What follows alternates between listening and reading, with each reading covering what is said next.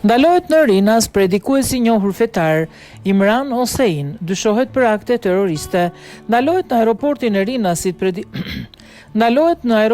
Rinasit predikuesi i njohur fetar Imran Hosein, i dyshuar për akte terroriste. Burimet bëjmë në dije se predikuesi i njohur fetar Imran Hosein mbërriti në vendin ton me fluturim nga Trinidadi në Amerikën e Jugut. Sipas informacioneve paraprake, autoritetet e sigurisë kanë të dhëna që e lidhin me veprimtari të mundshme terroriste, prandaj policia kufitare nuk i ka lejuar hyrjen në territorin shqiptar.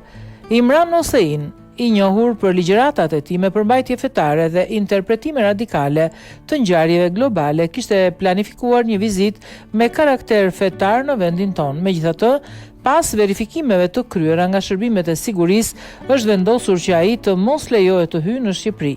Aktualisht predikuesi ndodhet në zonën tranzitore të aeroportit të Rinasit në pritje të procedurave për rikthimin e tij në vendin e origjinës.